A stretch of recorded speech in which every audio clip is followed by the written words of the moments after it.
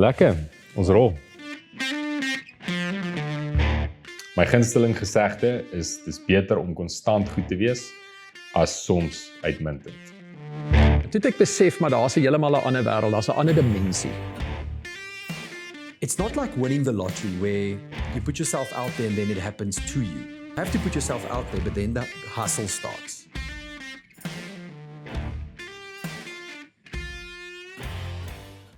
Lekker boys, hier is ons nou. Baie welkom. Dis die eerste keer wat ek, dis die eerste keer. Ja. En, hoe voel het? Right. Ja, ek dink is lekker dat het professioneel gedoen is en het is goed om te sien hoe lyk het agter die skerms. Is altyd belangrik om dit te sien. Jay? Laas wat ek so gevoel het was voor my eerste soen. Luister, sê bietjie wie julle is en wat julle doen. Goed. So, bietjie agtergrond. Ek wou hierdie jaar begin met bietjie iets anderste, waar dit net lekker chats is met interessante ouens. En ek dink julle twee is of twee van die interessantste ouens wat ek ken. Nie net oor, ek meen julle is normale ouens, soos die normaalste wat jy kan kry, maar julle dink bietjie verder as net, en ek meen JJ is meneer kennis, so ons het al die wysheid in die wêreld bring. Okay, Lennart, sê wie jy? Goed, my naam is Leonard Haasbroek. Lennart of Leonard? Leonard Haasbroek. Ek is Voortrekker? Ek is 'n voortrekker, ek is van Potchefstroom af. Ek het groot geword in, toe ek baie klein was in Pretoria, toe het ek eintlik my laerskool en hoërskoolloopbaan was in Kimberley, so ek het in die Noord-Kaap groot geword, so het ek die kans gekry om te gaan studeer in Potchefstroom by Pikke, en na dit het ek werk gekry by Absa, ek het eers vir Absa gewerk in die studentemark, dit was my fokus gewees. En toe so in 2013 het ek oorgeskuif na PPS toe, is 'n versekeringsmaatskappy wat fokus op versekering in die professionele mark. Dis waar ek vir die Markhof ontmoet het. De Markhof was toe adviseur, of is nog steeds 'n adviseur wat deur ons kantoor gediens word. En tot op hede is ek nog by PPS betrokke. So ons kantore is in Potchefstroom, maar ons kyk na alle besigheid wat in die Noordwes plaasvind. So dis my agtergrond. The man, the myth, the legend. Ek is JJ Vosloo, kom van die Vrystaat af. Ek groot geword in Bethlehem, was daar op skool en in die koshuis. En jy was gister op TV. Ek was gisterand op TV. Shout out. Slim van sy boss.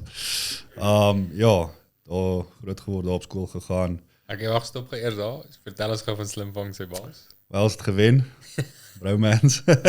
Ontspan. Was ook 'n interessante belewenis gewees.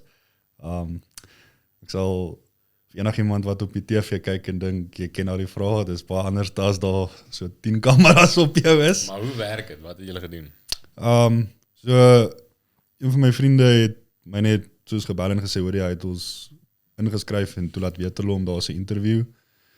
En dan Teams hulle ons en ek dink ons het 9 uit 10 gekry in ons interview. En ja, toe kry ons 'n invite en jy kry net 'n datum en 'n plek en jy moet soos 'n blou hemp aan hê. En dis die enigste inligting wat jy kry, is eintlik tog al 'n bietjie scary. Wie die naam uitgedink?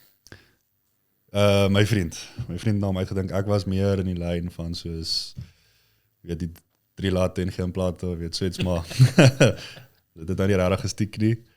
En ek moet sê ja, mens leer nogal baie van jouself daar. Soos as jy nie hare het nie, dan poeier hulle so elke 10 minute jou kop, want die lig weer kaats, bietjie van dit af, en Ons het dit nie gedoen nie. Ons moes dit miskien gedoen het. Jy sê dit Geen vermeerings aangesit vir hierdie sessie nie. Hoe ons lyk ons. ja, so dis interessant. Ek sal dit weer doen, dit was nogal lekker gewees. Het julle gesien daai ander ou van Potch was op haar ander, wat hulle daai Ellery, die argitek. Ja, so hy kom van Potch af. Toe sê op baie, hulle moet elkeen het sulke klein containerreisies gekry. Toe werk hulle in spanne, dan moes hulle dit gerevamp het. Wow. Ja, dis ook nou 'n series op Netflix. En op kyk net. Kyk net, ja. En het hy deurgeding of is dit dan nog al by die Ek sal eers by episode 2. Ek sal albei uitkom. Okay, Jay, wat doen jy? Okay, Vanaf. ja, toe kom ek Potchefstroom geswaat by Noordwes Universiteit, klaar geswaat, daar werk gekry, daar begin werk, ek is nou projekkoördineerder, ja, Bokke. so dis maar kort en lank wat ek doen, ek hou van aktief wees en lees, en En jy single. Dis hoekom ons jou hier dit is jou grootste eienskap. my grootste is ek hoop nie so. Dis goed dat ons al vergeet het. En jy het vandag moet jy advies opgee. Ek sal bietjie vir julle ook raad vra. Ek dink dit sal Ja, ek dink 'n goeie ding wat jy reg gekry het, ons het daaroor gepraat in die kar op pad hiernatoe ook, is die diversiteit van die groep. Want ons is in verskillende fases in ons lewens, en ons het verskillende uitkyke oor die lewens en dit gaan lekker wees om 'n bietjie mekaar se opinie te kry oor uit 'n ander perspektief uit. yes. Ja. Ja, so 'n bietjie agtergrond net. Ek dink ons moet net wat ek vir julle gesê het is om te doen. Elke ou moes 5 topics of vrae of Voorberei, ja. iets doen, maar ons mag nie weet wat dit is nie. Rickert het ook 5 gebring. So, dit gaan ons doen. So ons gaan begin by jou. Okay. Jy is die mees intelligentste van Nee. Nee. So, ons- jy die meeste kennis. Jy is die intelligentste. Ja, ek dink is oulik want jy het nie ons voorgeskryf in terme van dit nie. Nee, jy kan doen wat jy wil. En Net nie hulle ons klere wil en uittrek. ons wil juist mekaar se opinie kry oor sekere aspekte. Spring ek weg met die eerste vraag. Ja, Okay, goed. waar kom Bouwers vandaan? Nee, glad nie. Ek het daai vraag eers uitgelos. So wat ek wil weet en dis dalk meer relevant ten opsigte van waar ek en Marco in ons lewe is, maar JJ, ek sal graag jou opinie ook daaroor wil hoor, is ek wil weet of sal julle julle kinders laat studeer?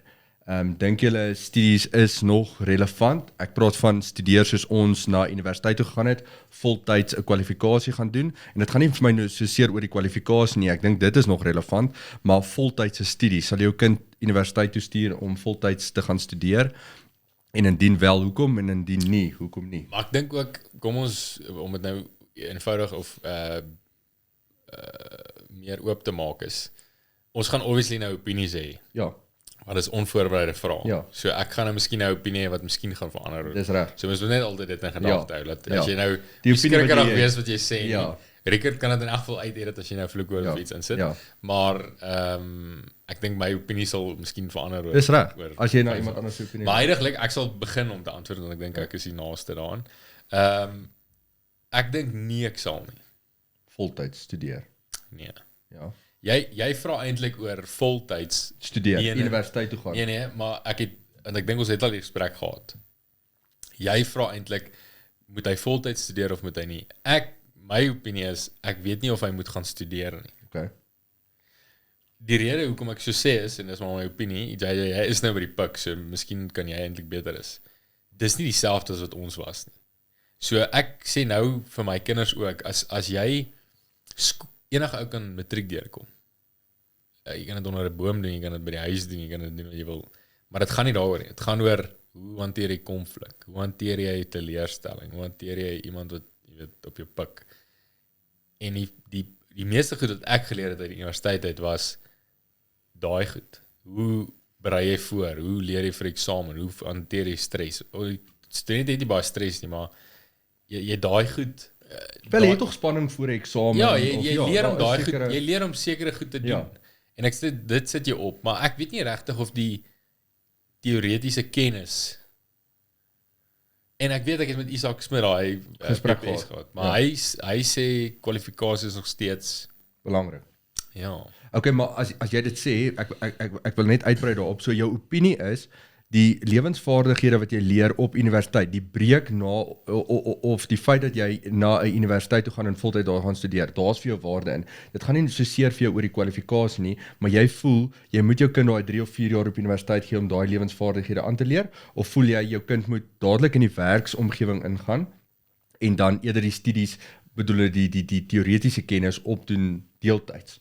Want wat jy nou sê, wat ek jou hoor sê Help is vir jou. Ek weet nie wat jy antwoord. okay. Want wat ek jou hoor sê is, jy wil hê hy moet lewensvaardighede opbou en dit gaan hy kry by die universiteit. Nee, wat ek sê is, ons het dit gehad. Ja, Want jy het en jy die dink nie. studentelewe gehad, jy moes koshuis manage, jy moes alle ander goed manage. Jy Ek dink weet jy is nie daar regtig nie. of dit meer Okay. deesdae so is nie, want dit is net nie, Okay. ek weet nie, kan verkeerd wees. So? Kom, jy's nou in die thick of things. Ja, ek gaan so antwoord. Ek stem baie saam met Markov. So my oupa was die eerste in ons familie wat matriek gehad het. Dit was daai tyd was dit nie jy kon in graad 9 die skool los, dit was okay. My oupa het ook geswaar. So my oupa het matriek gekry en hy was die gesiene ou in die familie en hy het 4 kinders gehad en sy siening in die lewe was my kinders kan boemelaars wees, net solank hulle boemelaar met 'n graad is, want dit is meer as wat hy ooit gehad het. Dit was sy uitkyk oor die lewe. En ek dink ongelukkig het hy van my ooms en tannies moontlik dalk geforseer om iets te doen wat hulle nie wou gedoen het nie, maar dit was die tyd gewees daai. En ek dink vandag se kinders wat groot word, ek dink ouers praat meer met hulle kinders. Ouers het 'n baie meer reguit verhouding met hulle kinders. Hulle kinders leer hoe om te praat, veral seuns. Hulle begin leer hoe om te sê hoe ek voel en hoe ek dink. En vir my, ek kan nie sê nie, ek het nog nie kinders nie, maar vir my sal dit gaan is, as ek my kind kan grootmaak, tot op die punt wat hy die besluit moet maak, of hy wil gaan formeel 4 jaar sit by universiteit, en of hy wil 'n ambag gaan doen, wat deesdae weer 'n goeie opsie is. Ja. Wil ek het seker maak, as ek hom tot daar kry, laat hy vir homself kan dink, en dat hy kan probleme oplos. Want dis die belangrikste. Ek dink, net solank jy jou kind in 'n plek sit waar hy kan leer om probleme op te los, of dit nou op universiteit is, in 'n rigting, in 'n meer formele rigting, soos rekeningkunde, of die reg, of ingenieurswese, en of dit dalk by 'n college is waar hy dalk nou meer 'n ambag doen. Die punt bly staan is, hy moet net toegerus word om probleme op te los. Ons lewe nou in 'n wêreld wat Jy met kan probleme. jy kan gaan toer in Europa en terselfdertyd 10 fantastiese kort kursusse doen deur Microsoft en jy kan deur 'n IT-maatskappy aangestel word met 'n goeie werk. Self met baie van dieselfde salaris teen dalk as 'n ou met 'n formele graad, maar die punt is net, daai is soos wat Marco gesê, daai fondamente moet net gelê word. Hoe ook al dit kom, gaan van kind tot kind verskil. Jy weet, want ons kinders is nie dieselfde nie. En ek hoop as ouer weet jy, as ek hierdie kind vir my nou universiteit toe stuur, gaan ek 'n fout maak. Ek hoop jy weet dit, of as ek hom nie stuur nie, gaan ek 'n fout maak. Ek voel dis jou belangrikste rol. Want partykeer wil hy gaan swat aan sy maatjies gaan swat, sy pelle gaan swat, maar jy weet hy kort dalk 'n jaar, of hy moet dalk eers iets anders te doen. So ek dink, daai formele pad is nie meer die pad nie. Daai, jy maak klaar met skool, jy gaan swat vir 4 jaar, jy gaan werk. Daai is nie meer noodwendig die holy grail nie. Daar's nou soveel ander opsies. Jou kind kan op 25 begin swat. Daar's nou afstand onderrig, daar's online onderrig, wat dieselfde kan bereik. Dink jy ons moet dit meer in daai boksie dink nie. Dis my enigste opinie. Ek dink ook as ek aan voeg daar, ek dink soos as jy dokter wil word, obviously is daar sekere kriteria's. In my geval, jy weet, ek gebruik niks van my grade. Ek sê nou niks van my grade nie, maar niemand het my nog ooit gevra, hoorie, wat jou kwalifikasies as ek my werk doen. Want hulle besef, binne die eerste 15 sekondes, dan, hulle weet of jy weet waarvan jy praat of nie. Hulle kan het, jy weet, dit is maar net so. So daar's nooit, dit is nie soos 'n formele ding nie, maar ek dink, jy weet, daar's sekere professies wat jy, as jy 'n veearts wil word, dan obviously moet jy die kwalifikasies hê vir dit. So dis 'n moeilike een, hè? Ek dink net vandag, ek weet nie. En dan ook, die ander vraag miskien is, wat se rigting sal jy vir hulle voorstel? Ja, maar kyk, ek stem 100% saam met jou dat die kwalifikasie, ek praat nie oor die kwalifikasie nie, want om iets te kan doen, moet jy die teoretiese kennis hê. Maar as jy gaan kyk na, sê net maar finansiële beplanning, hoeveel ouers moet wegsit om, ek dink deesdae op die pik, as jy alles in ag neem, is dit R100,000 plus 'n jaar, as jy klasgelde, as jy nou wil voltyd studeer.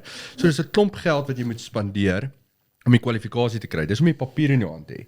My vraag is die koneksies wat jy maak op universiteit, die lewensvaardighede wat jy leer, die saampraat oor ons was saam in die koshuis gewees, is dit die geld die moeite werd, want jy moet daai ekstra geld spandeer. Want jou kind kan of teen R20,000 'n jaar 'n kwalifikasie doen en nog steeds met dieselfde papier wegstap, of hy kan teen R100,000 die kwalifikasie doen, maar hy het dit op die universiteit gedoen en dan wat het hy bygekoop vir daai R60,000 die jaar? En Maar dis wat die ek moeilike vraag nou gesê het. Is en dit moet jy miskien antwoord. Is daai ervaring en daai koneksies wat jy Ja. opbou nog daar of is dit nie? Ek gaan dit so antwoord. Dit is nie meer wat dit was 10 jaar terug nie. Dit is nie meer dieselfde student nie. Dit is nie meer dieselfde tipe mens nie. Maar ek glo nog steeds vas. Ek dink maak nie saak waar jy gaan leer nie. Ek dink as jy iewers wil behoort, gaan jy jou plekkie vind. Ek dink by enige universiteit is daar 'n spasie vir almal. As debat jou lewe is, iewers te gaan jy op daai hele plek 'n spasietjie vind waar jy kan floreer. Is dit nog dieselfde as wat dit was? Gaan dit vir ons dalk lekker wees? Ek dink nie so nie, want ons is dieselfde tipe mens nie, is dieselfde tipe omgewing nie. Maar dit gaan meer oor jou uitkyk, dink ek. As jy wil hierdie spasie kry en hierdie connections bou, gaan jy. As jy nie wil nie, gaan jy by jou huis sit en Netflix speel. Die kinders van vandag se flats is baie lekkerder as wat ons nooit was, dus kom ons maar uitgegaan het. Ja, want wat vir my interessant is, ons is 20 jaar later en die inskrywings is nog steeds massief. As jy gaan kyk na internasionaal, om by Oxford of Harvard of Cambridge in te kom, is nog steeds baie gesog om daar te gaan studeer. So daar lê nog steeds baie waarde daarin en dis 20 jaar na ons, waarna ek op universiteit was. So dis baie interessant om te sien dat daai tendens nog steeds volg. En baie mense sal sê, hulle gaan studeer by Oxford of Harvard of Cambridge as hulle die geleentheid kry, nie net oor die kwalifikasie en wat hulle op hulle CV of hulle LinkedIn sit nie, maar vir daai koneksies, vir met wie hulle skouers skuur en om groter te dink. So dis 'n interessante punt oor gaan 'n mens dit self toepas, moet 'n mens daai geld spaar daarvoor of kan 'n mens daai geld beter aanwend vir jou kinders op daai ouderdom? Hoekom dink jy dis nie dieselfde as 10 jaar terug nie? Is dit maar ek meen daar soveel kapsie oor tradisies wat hulle gedoen het. Obviously in die koshuis is daar stupid goed dat jy was nou in 'n oulike koshuis.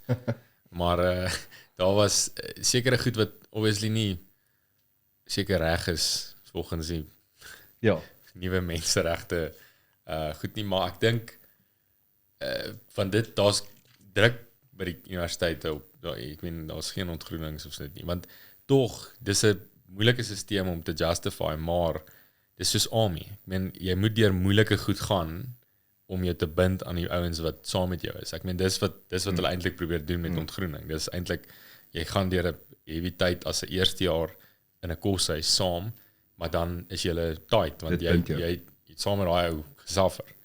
So, is dit maar die grootste rede. Ja, ek sal nie vir jou kan sê nie, ek dink maar net, studente vandag het meer van 'n stem. Sê van dag 1 af, hierdie is nie iets wat ek wil doen nie, en ek gaan dit nie doen nie. En dit is hoe hulle groot geword het. En 10 jaar terug was daar dalk een ou so in die groep. Nou is daar dalk net een ou wat nie so is nie. Hy was 'n donder. Ja, so ek dink maar net, soos wat ek genoem het voorheen, ek dink hulle weet baie beter waar hulle wil wees en wat hulle wil doen en veral wat hulle nie wil doen nie. En dan, ek dink met daai, ook obviously laaste 10 jaar was daar baie groot vergrootglas aan universiteite gewees en was baie introspeksie geneem en gekyk na baie goeters en baie goeters is gereview, want ek dink enige plek, ewen 'n werksplek, jy wil maar tog 'n welcoming culture hê, jy wil tog 'n plek wees waar toe mense wil gaan, en ek dink dit is die plek en die environment wat jy wil skep, as 'n werkplek, as universiteit, as 'n skool.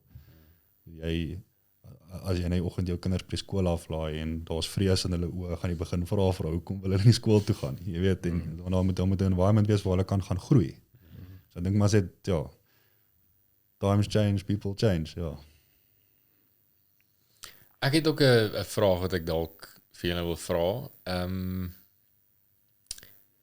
Ek dink, ek weet nie of jy al op hierdie denkwyse geklim het, jy mag hier nou opsit.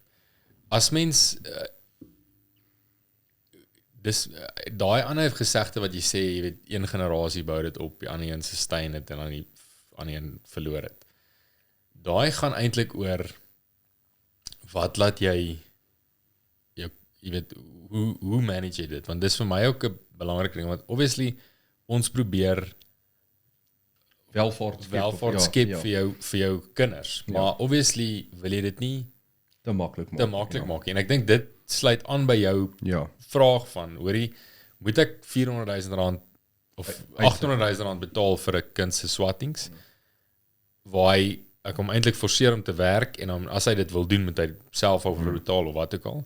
So ek dink dit het te doen daarmee, maar ek kan onthou, en dit het my nooit, so, toe ons groot geword het, ek kan dit soos gister onthou, daar was 2 van my vriende wat quad bikes gehad het, en op standaard 6 of wat ek al, yes, en ek wou met alles in my 'n quad bike gehad, en my pa het net gesê, jy het nie 'n lisensie nie, as jy lisensie het, dan kan jy 'n quad bike ry. Yes, en dis een van die goed wat by my gestaan het. Die ander ding is, Wat by jou gestaan het in terme van, het dit so in terme onregverdig van, voel? nee, nie onregverdig nie, maar dit was vir my 'n ding wat, hy kon dit seker doen, Ja. maar hy het nie. Was jy teen die besluit van jou pa? Nee, O, jy het nie ek het gerebelleer dit daarteen. nie Jy het gerebelleer. aanvaar. Ek het dit aanvaar, maar dis 'n besluit wat hy geneem het. Ja. Hy het gesê, luister hier, Lisensie. al kan ek dit doen, gaan ek dit nie nou doen nie. Dis dieselfde met tekkies. So dit is 'n snaakse storie, maar Almal het 'n tekkie storie. 'n tekkie. So ek kan onthou, ergens was ons standaard 6 of standaard 7. Toe moet ek tekkies kry. En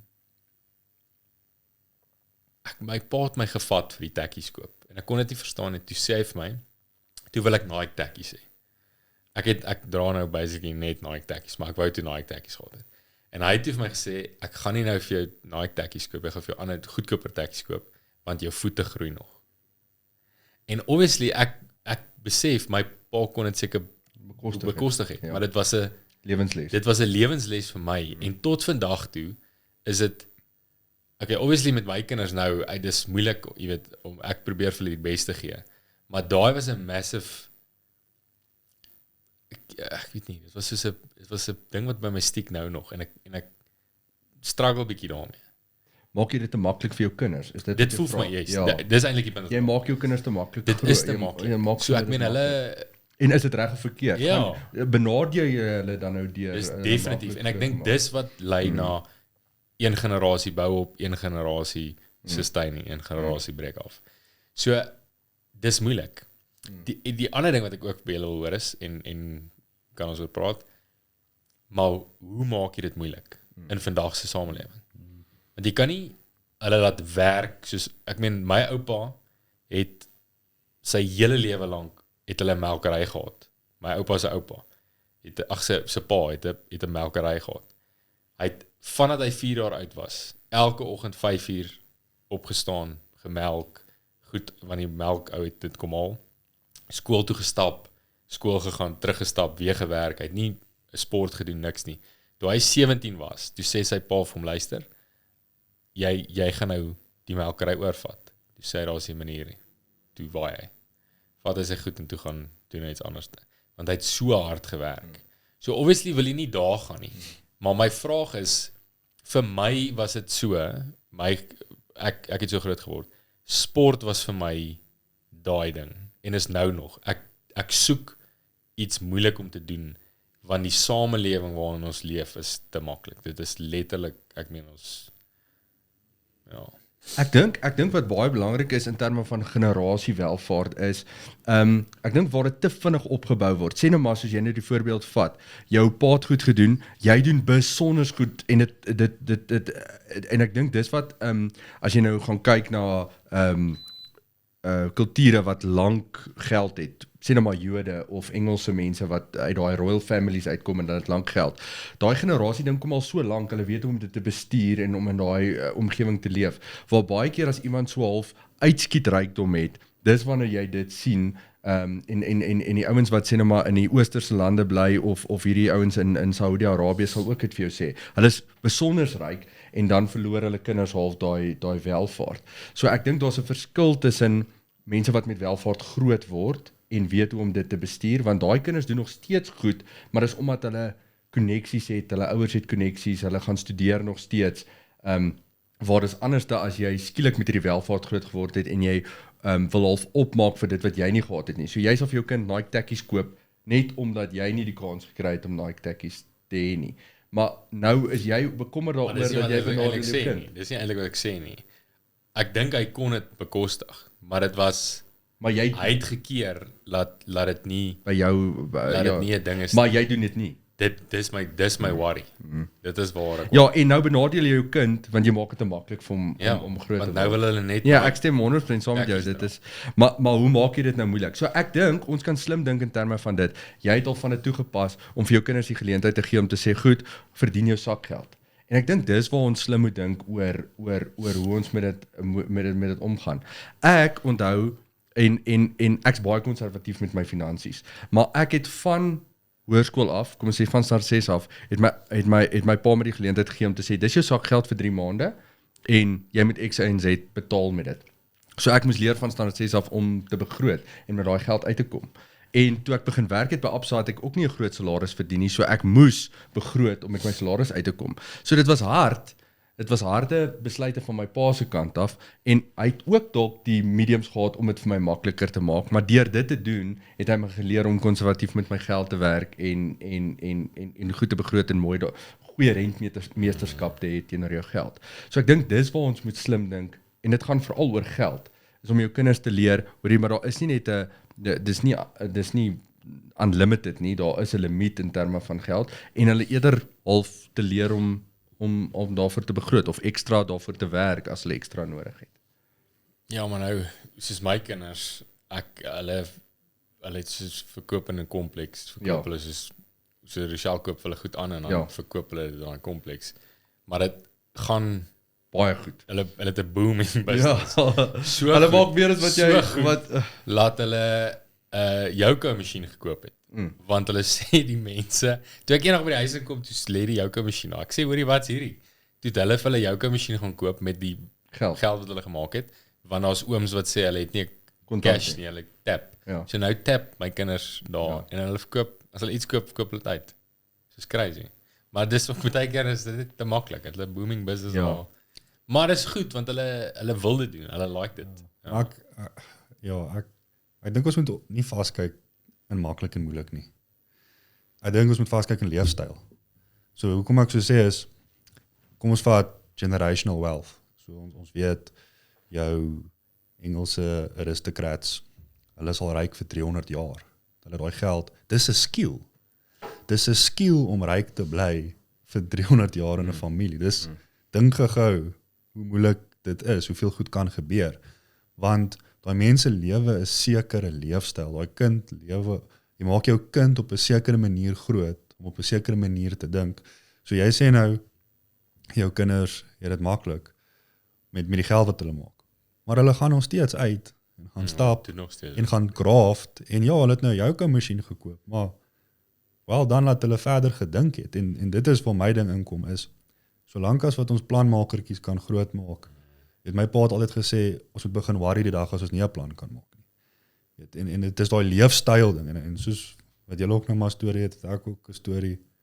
Ek sal nooit vergeet my eerste rugby game wat ons verloor het, want toe ek begin rugby speel, het ons in my skool graad 1, 2 en 3, jy moes sommer onder 9 speel. Al was nie wel weer rugby of enigiets nie. Jy is sommer klaar onder 9. Jy is al die maas mode. Ja, jy is sommer klaar onder 9, maar die spanningkie was toen nou nogal goed. So my hele eerste jaar van rugby het niks verloor en ons het alles gewen. En tweede jaar van onder 9, toe eerste game verloor ons. En yes, ek huil. Joh, man, hierdie is nou 'n nuwe gevoel. Nog nooit hierdie ervaar nie. My pa vat my daar onder die paviljoene en hy gee vir my behoorlike pak slaag. En dit gaan niks nie oor die rugby of enigiets nie, sê net. As jy nie weet om te verloor nie, gaan jy nooit waardeer om te wen nie. En daai het by my gestiek nog my hele lewe lank is, as jy verloor, vat dit op die ken, gaan skud die ou se hand, hy was vandag beter as jy, nou graft jy, laat dit volgende keer nie weer gebeur nie. Ek dink dit is hoe ons moet kyk na maklik en moeilik. Die tweede deel is, almal kan nie altyd goed doen nie. Daar moet 'n balans wees. Dit is hoekom ons praat van, good times create weak people. Wanneer 'n land floreer, dan word die mense swak, hulle word lui. Ek hoef nou minder te werk as wat ek 10 jaar terug moes gewerk het. En dit create weer balans. Maar ons vergeet, daar is steeds 'n sekere groepering mense wat net aanhou goed doen. Want hulle het in daai hele ding gesien, hier kom moeilikheid en gepivot en planne gemaak voordat die moeilikheid gekom het. En dit is waar ek voel ons wil probeer inkom is, ons moet ons kinders grootmaak om hierdie goed en geluk wat hulle nou ervaar te gebruik en dit te leverage en te sê okay, het gaan nou goed en goed, maar waar kan ons nou 'n gap sien? Jy weet, toe Johan Rupert oorgevat het by sy pa, het hy nie die golf gery nie. Kyk hoe is Rembrandt nou gediversify en dit was hy. En nou wat's nou in die nuus gewees, sy seun vat nou moet sy seun sy stempel gaan aflees. Hy moet nou kyk hoe gaan ek hierdie hele empire vorentoe vat en dit nog meer laat groei en nog meer nalaat. En dit gaan 'n nuwe uitdaging sê en 'n nuwe manier van dink nodig hê. En hopelik is dit wat sy pa hom gegee het tot nou toe, het hom reggemaak om die oor te kan vat. So dis maar my ding oor dit is, ja, weet, good times create weak men, maar ek wil dit nie so dan dink, ek wil sê, ek moet my kinders, my familie, moet ek kry daai plek van, ons gaan in hierdie ding, gaan ons vir ons 'n plek vind, wat ons nog steeds gaan goed doen. Ons gaan nog steeds bo uitkom. Want almal kan nie goed doen nie, is net nie hoe dit werk nie. Dit kan nie. Almal kan nie goed doen nie. Iemand moet nog steeds die gat gaan grou. Ek dink wel, ek wil net daarby aansluit, ek dink wel, omdat dit jou pla, en omdat jy ook moes jou paadjie oopkrap in die lewe, sal jy dit toepas by jou kinders ook. So, as jy regtig daaraan dink, dis dalk 18 jaar in jou kind se lewe, wat jy dit vir hom maklik kan maak, en gerieflik kan maak. Maar as jy net die besluit neem om te sê, ek gaan nou al met my kind praat om te sê, hoorie, van na universiteit, of ek sal jou help tot en met graad, en van daar af is jy op jou eie. Want ek dink wat tans gebeur, of die tendens is, kinders kom nooit uit die ouers se sak uit nie, die ouers hou aan betaal tot die kind 25 is, of 30 is, en dan is die kind nog steeds in die ouers se sak. As jy net met jou kind vroegtydig daar begin praat om te sê, goed, jy kan jou grootword tyd geniet, en ek is daar om jou te help, en dit vir jou so gerieflik moontlik te maak, maar weer daar gaan 'n sekere stadium kom, waar dit nie so maklik gaan wees nie, want ek dink terug aan, hoe ek by die SS, net elke oggend 'n joutjie sip en 'n muffin gekoop, want die geld was net daar gewees, en as ek nou daaroor dink, ek sal iets oorkom as my kind elke dag 'n joutjie sip en 'n muffin koop, want is leaks, maar jy het dit nie besef, nou duur. dit was daai tyd ook duur, maar jy het dit net nie besef nie, want jy dit was net daar gewees, en as jy nou daaroor terugdink, dan dink ek, hoe wonderlik was daai tyd, en dis gelukkig lekker dat jy kan terugkyk na daai tyd, en kan sê, jy het dit geniet, maar daar het 'n punt gekom, waar my pa gesê het, goed, nou is jy op jou eie, en nou moet jy jou eie paadjie oopkrap, en dit was taaf gewees. Ek dink, hoe makliker jy vir jou kind maak, hoe groter is daai sprong half na, om weer jou eie paadjie oop te kap. So ek dink mens moet net kyk na daai val, dat jy daai val half so klein moontlik maak van, aansluit by altyd van julle, soos jy nou wat praat oor die verskil nou, en ek sien dit net so, kom ons sê my kind kom by my na universiteit, kom na my toe, kom sit hier by my, sê vir my, okay, ons gaan nou gou net besigheid praat, hy sê vir my, pa, hier's waar ek is, ek gaan nou begin werk, hier's my plan, ek wil 5 jaar nog by pa bly, ek gaan jou dit betaal, hier's my plan, maar as ek dit doen, dan het ek my beste kans om my eie huis te koop. En ek voel net, hoekom kan ons dit nie entertain nie? Hoekom kan jy nie jou kind help so ondersteuning om daarby uit te kom? Hy het met 'n punt by jou gekom. Hy het nie net hier kom lê nie. En ek dink Jenny, as hy by jou kom en jy kan help, kom ons kyk daarna. En dan die ander ding wat ek ook aan dink is soos, ek het nie 'n probleem as jy vir jou kinders kan flip en Adidas al die beste goeders koop wat jy kan, doen dit. Want hoekom ek soos sê is, as jou kind talent het en jy kan vir hom nou meer geleenthede bied, onthou, kom ons sê hy kan goed cricket speel. Al die geleenthede wat jy nou vir hom kan bied, is harde werk. Hy gaan doen cricket akademie, wanneer ander sy chommies gaan swem en speel, een van my goeie vriende se goeie vriend weer, speel nou vir die Blou Bulle. En hy het my vertel, hy kon nooit verjaarsdagpartytjies of enigiets toe gaan nie, want toe al sy pelle gespeel het sy pa vir hom betaal vir ekstra rugby akademie of bietjie one-on-one coaching. En dis wat hy moes doen en dit het nou vir hom payoff. Hy speel nou professioneel, maar dit is sy pa kon daai geleenthede vir hom gee, maar dit het ook gekom met baie opoffering en baie werk. So ek dink mense moet ook daai in ag neem. So ja, jy kan vir jou kind meer gee, maar dit is nie noodwendig altyd soos ons dink maklik nie. Hy moet ook nog steeds bietjie graft en wys hoor ek is ernstig oor hierdie. Maar ek het soos 'n gesegde, ek sal nooit kos, drank of boerdery doen nie. En dit het ek geleer, want ons het op universiteit het ek 'n pel van my, ons almal ken hom, saam beeste gekoop. Nou, ek is obviously nie 'n beeste nie, maar my pa het my daai geleentheid gegee, hy het my daai geld gegee. En ek het letterlik gelyk gebreek nadat ons geswat het, want ons het nie wins gemaak nie. En daar het ek besluit, ek het een keer weer daarna probeer, varkeboer in COVID, en dit was ook gaga besigheid. So dit leer jy, dit gee jou geleentheid, jy weet, as mense dit kan ondersteun, dan leer jy lewenslesse wat jou later kan veilig hou teen ander goed. Good. Next lady for a shave. Alright. Ek dink ek gaan sommer die vraag nou so probeer inpas, laat dit hou by die flow. So Lennard en De Markov, julle is altyd nou family men. So as jy nou kon teruggaan na day one toe, jy gaan nou jou vrou vra om te trou, julle is nou daar. Twee goed wat jy anders te sou in jou beplanning insit. Soos twee goed wat jy daai mooi prentjie in jou kop gehad. Hoe sou daai prentjie nou verander het in terms of so hoe jy beplan jou lewe, want dis ons wat jy doen, jy bou nou 'n lewe saam met iemand en waar sou jy verander het? Ek wil net, dit is vir my interessant, waar was jou kop daai tyd en as jy nou kan teruggaan, waar sou dit dalk gechange het? Jo. Of was daai prentjie perfek?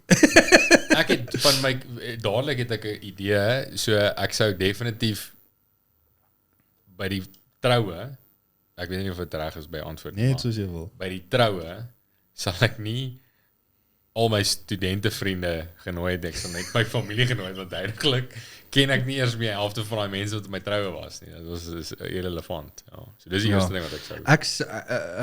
Ek het later getrou, so De Markov het definitief getrou nader aan universiteit en ek weet daai universiteit troues, ek was op 'n paar gewees. Dis chaos want daar's te veel van jou studente pelle. So ek het baie vriende wat ook vir my sal sê hulle sal totaal ander mense nooi of 'n baie kleiner troue hou. Ek het nie daai omdat ek later getrou het, dink ek was die aanpassing al baie anders. En ek sal nie teruggaan om vroeër te wil trou nie. Ek dink ek het dit weer geniet om eers myself te vind en dit gebeur vir verskillende mense op verskillende tye en dit hang af wanneer jy mekaar ontmoet.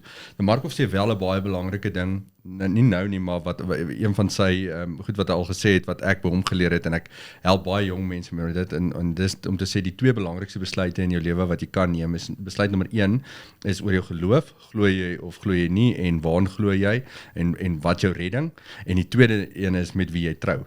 Want met wie jy trou is so 'n belangrike besluit. Vat eerder langer om daaroor te besluit as wat jy ek onthou in my 4de jaar in jou 4de jaar damestudente raak fanaties in hulle 4de jaar oor trou, want hulle dink as hulle by die universiteit weggaan, is daar net nie meer 'n geleentheid vir trou nie. Hulle moet nou dit dit I have had this experience. ja, so dit dink ek mens moet rustiger raak in terme van dit. Wat ek wel sal verander in terme van die prentjie en wat met my verloop het, is ek sou graag wou vroeër kinders hê. So ek dink as jy trou, Ja, want jy is nou moer uit. ja, baie stok uit. Oor die berg, Maar ja. as jy trou en mens moet oor 'n klomp goed praat met wie jy wil trou in terme van jou geloof, in terme van of al kinders moet wees, want dis nie goed wat jy eers kan uitsorteer as jy getroud is nie. Dit veroorsaak baie konflik in huwelike as albei partye nie op dieselfde bladsy is nie. Maar ek sou vroeër wou kinders hê, want hoe later jy kinders het, dit plaas jou, dis half die enigste tyd dink ek waar jy in 'n ander ouderdomsgroep kan inskuif. Waar De Markov is my 'n jaar voor in terme van kinders op skool, so ek leer baie by hom in terme van wat lê volgende jaar voor vir ons kinders. Maar as jy die besluit neem om te trou en jy wil met 'n familie begin, moenie te lank wag met begin van daai familie nie. Ek sou dit wou verander het, vroeër kinders wou gehad het. Okay, ek gaan net daarby so 'n klein bietjie aanlaas. So ek wil weet finansiëel gewys. As jy nou vir mense kan sê, as jy nou kan terug en sê, okay, finansiëel gewys, net een stukkie raad daarvan hoe in 'n verhouding nou, soos jy het nou getrou en of jy wil nou trou, hoe belangrik is sekere van daai besluite, wat sê dalk anders te gedoen het of wat sê dalk anders te soos voorstel. En dan die ander ding is, wat sê jy sê is die belangrikste boublok om jou lewe te begin bou saam met iemand? Soos as jy nou een ding kan sê, hierdie ding kan jy nie op compromise nie. Hierdie is die belangrikste boublok wat jy heel eerste moet doen, is nou getroud. Hierdie moet ons nou die eerste ding saam doen. soos hoe sal julle dit sê? Want ek sal weer teruggaan na toe ek begin het, is mense het hierdie prentjie in jou kop van wat dit nou gaan wees, en dit is nie altyd maanskin en rose noodwendig nie, en partykeer goed wat jy nie eers gedink het 'n issue of 'n probleem kan wees nie, kom jy nou agter, die dinamika het nou 'n bietjie geshift hierso, soos jy wat jy sê, ek sal dink as jy ouer is en jy het kinders, is dit beter, want jy het nou al soveel meer ervaring en jy's bietjie gevestig, en dan sê jy nou maar nee, dit is makliker, ja, weet jy of dit sin maak nie. Ja, ek dink, jy het nou klomp goed gevra daar. So, ek dink, finansiëel trou is 'n stupid idee. So, Wat die troue Ja, self. die trou self. Ek dog nou net troue is. As jy die troue is nie as jy nie femmetjie is, So ek stem saam met jou, Ja. né, maar hoor, jy die vrou. Ja, dis Jy wat kan ek sê. Dit hang af van wie jy trou, obviously, want daai geld kan jy kan een amazing vakansie gaan nou met al daai geld. Dit is crazy. Ek kan nie dink dat mense Of Maar net dan- belê. Ja, of net belê, maar of vir vakansie hou, want jy gaan iewers dit moet justify, want jy gaan nie vir ons sê, hoorie, ons gaan nou die geld belê. Ons gaan nou nie pensioen. Ja, ons pensioen nie. Jy gaan nie daai ding by. Kyk hoeveel kry ons terug. Maar as jy van van sê, Sasa. ons gaan Italië toe of ons gaan 'n week rond lê, dan dit sy sal dit miskien vat. So ek dink sulke goed is belangrik. Obviously jy moet jou finansies, ek dink van 'n finansiële kant af, 2 is altyd beter as 1. So en as dit 'n goeie blend is, help dit eintlik. Dis 'n ding wat saamwerk. En in daai geval 2 is eintlik meer as 1. Ag jy weet 1 en 1 is nie net 2 nie, dis 1 en 1 is miskien baie meer. Want jou potensiaal is eintlik baie meer, en as dit ondersteunende, jy weet as hy bystaan en help met ander goed. Ek meen in my geval, ek dink ek sou kan doen wat ek nou doen. Wel, ek weet ek sou nie kan doen wat ek doen as sy nie na die kinders kon kyk het nie. So dit is 'n major ding. Ek dink wat baie belangrik is, en jy het gepraat oor die belangrikste blou, jy weet, ding wat jy moet doen is, jy moet besef dit gaan nie dieselfde wees nie. Die oomblik as jy dit kan besef in 'n huwelik, want die oomblik as jy verlief raak, is dit een way, maar dit gaan nie so bly nie. Dan die troue is weer 'n ander fase, en elke persoon, jy weet, ontwikkel en vind hulle self miskien eers later, of vroeër, of wat ook al. Ek meen, ek en my vrou, ek het al ontmoet toe ek 13 was, so ek het al eerste keer uitgegaan toe ons 14 was. So die vrou wat sy toe was, en wat sy nou is wêreld uit mekaar uit. En ek is wêreld uit mekaar uit, want jy ontwikkel, jy nuwe belangstellings, jy's nuwe, jou core mens is nog steeds dieselfde. Die rede hoekom jy miskien verlief geraak het, of wat ek al, dit gaan altyd al bly, maar die persoon wie hy is, jy weet, raak dit verander oor tyd. Die belangrikste ding is jy moet kommunikeer. Want as al kinders bykom, of al, jy weet, die lewe druk, dis jou, ek dink dis een van die belangrikste goed wat jy moet doen. En besef, dit verander heeltyd. My 2 cent. By daai insetsel waar Marco sê het verander, ek het 'n foto wat ek vir jou wil daar moet insit oor hoeveel ander mense fisies, want daai tyd na nou toe, ons sal dit net so as 'n insetsel insit. JJ 2 goed. Ek dink een is, mens moet nie onverantwoordelik wees in terme van jou idee met kinders nie, maar die besluit oor kinders en hoeveel kinders is nie noodwendig net 'n finansiële besluit nie. Mens moet slim daaroor dink, dis hoekom ek sê, verstaan, geld is nie onbeperk nie. Maar wat ek agtergekom het is, ek was baie bekommerd aan die begin om te sê, okay, right, ons gaan net kyk, nee, sê nou maar dan 2 kinders, want finansiëel maak dit sin. 3 of 4 raak onbekostigbaar. Maar ek dink wat 'n mens doen in die lewe, jou kinders dryf jou tot finansies. So jy sal voorsiening maak vir hoeveelheid kinders. So neem 'n besluit oor hoe wil jy jou gesinstruktuur moet laat lyk, maar moenie dat jou besluit oor 'n familie en die grootte van jou familie beïnvloed word deur finansies nie. Dis die een ding. Die tweede ding ek dink die belangrikste in terme van trou is milieu vir my. So jy en jou vrou moet uit dieselfde milieu uitkom. Ek het met meisies uitgaan op universiteit, en dan is dit wonderlik as jy vakansie saam met hulle huis toe gaan, want hulle het sê nou maar 'n strandhuis in Bellito. Maar daar het ek net besef, daai pa se verwagting en daai meisie se verwagting vir eendag is 'n strandhuis op die top deel van Bellito. Ek gaan dit nie vir haar kan voorsien nie. Haar manier van vakansie hou is vakansies in Italië. My manier van vakansie hou is nie vakansies in Italië nie. So as daai milieu verskil, as jy iemand kan trou wat se groot word milieu en sy vakansie hou milieu en sy ouers baie inskakel met wat joune is dit net makliker. Ek sê nie daarmee dit kan nie werk nie. Almal wil met 'n royal trou, maar ek kan jou beloof om met Kate getrou te wees, moet baie moeilik wees want jy's nie gewoond aan daai milieu nie, jy's gewoond aan daai aandag nie en. So jy kan nie voorsien wat haar verwagting is nie. So milieu is vir my baie belangrik. Hoekom trou die ou ooms dan met sulke jong girls? Ek dink die jong girls trou met die ou ooms. Maar wat is dan die belangrikste? Moet die pa jou like of moet die ma jou like? Nee, ek dink wat ek besef het is as jy trou, eintlik want dis nog so 'n mens is. 'n Mens is partykeer die lelikste met die mense wat naaste aan jou is. Eerste by jou vrou en dan in terme van jou eie ouers en dan in terme van jou skoonouers. En dis met die mense wat jy partykeer die ingewikkeldste verhoudings wat daar is in jou lewe is, daai mense wat naby jou is. So ek dink is belangrik as jy trou om te weet ook dit gaan nie ek kan jou dit amper half waarborg dat jy en jou skoonouers en jy en jou ouers gaan nie eye to eye sien of jou vrou en jou ouers gaan nie noodwendig eye to eye sien nie.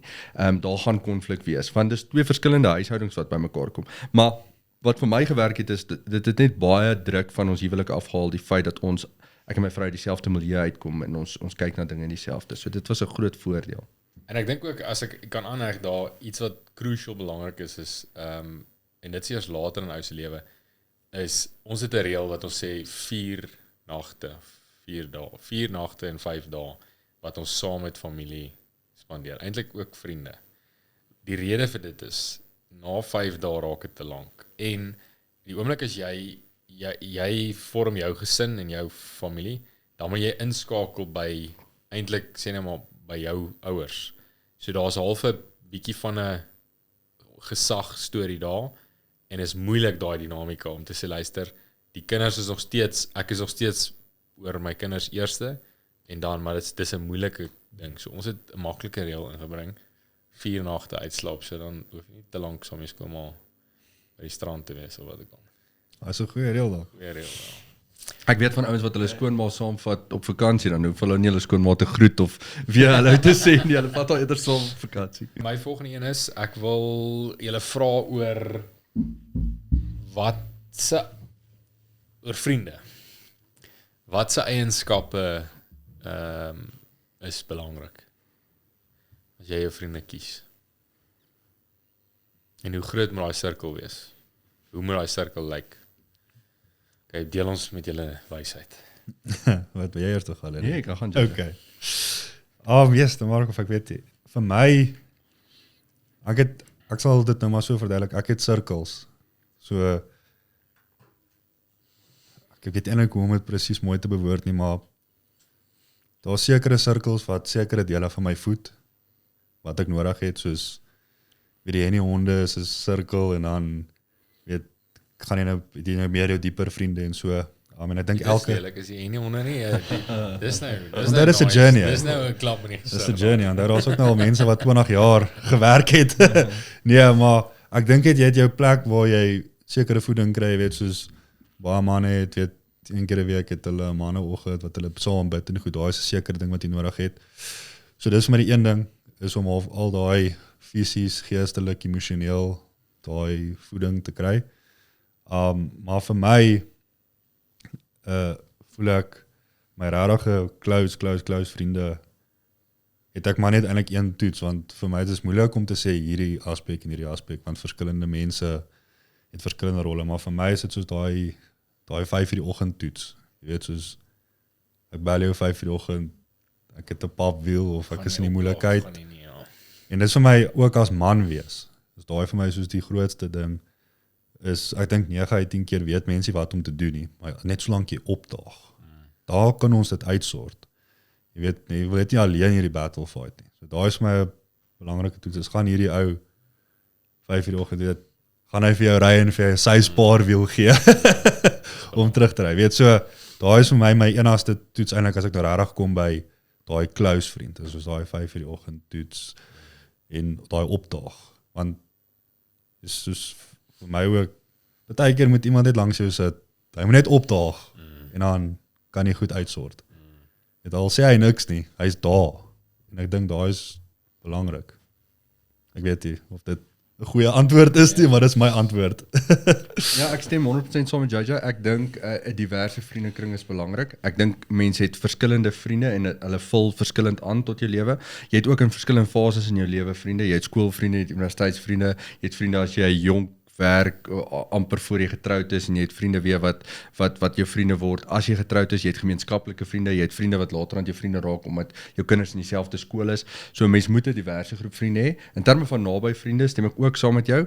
Ek dink dit gaan nie daaroor getalle nie. Dit kan 1, 2 of 3 naby vriende wees, maar ek dink wat ek geleer het uit vriende uit is jy moet oopmaak teenoor seker as daai vertrouensverhouding bestaan tussen jou en daai vriend, moet jy gemaklik wees om oop te maak en eerlik te wees, jouself half bloot te stel aan daai vriend, want dis wanneer so 'n vriend ook aan jou sal oopmaak. So party ons het vriende wat van laerskool af kom of hulle het saam groot geword en hulle het daai vertrouensverhouding. Dis nie te sê dit werk by almal so en dat dit vir ewig so gaan wees nie, maar ek dink so mense vriendskap omgewings verander met tyd. Maar ek dink waar ek nou is in my lewe is daar 2 of 3 vriende waarmee ek regtig 'n eerlike gesprek kan hê en kan sê hoor hierdie pla my. Dis nie noodwendig te sê dat ek hulle 5 uur in die oggend wil bel nie. Ek weet hulle sal opdaag in terme van dit. So betroubaarheid speel 'n baie belangrike rol daar. Maar ek dink om oop te wees met mekaar en met mekaar 'n eerlike gesprek te kan hê en te kan sê baie goeie tye is wanneer mense saam ry iewers heen en 'n oop gesprek te kan hê en sê maar hierdie pla my of hierdie is ek moet weerbaar wees in terme van dit en daai vriend sal weerbaar wees in terme van dit terug ook. So dis my gevoel. Ja, ek dink is net soos jy daai groepie ouens wat maak nie saak wat jy vir hulle sê nie. En al stem hulle dalk nie saam met jou nie, daar gaan net nie oordeel wees nie. Dis half net ek sê vir jou al weet jy dis dalk nie iets wat hy goedkeur wat jy nou gedoen het of wat jy nou redeneer nie, maar hy's daar vir jou. Ek dink daar's baie min plekke wat mens daai veiligheid het. Is soos hierdie is waar ek nou is, hierdie is waarmee ek struggle. Hy verstaan dit dalk nie, maar hy support jou en ons nie oordeel nie. Dis 'n baie moeilike plek om te skep, daai veilige plek, want mense het dalk nie daai plek baie nodig nie, maar as jy hom nodig het, is hy belangrik.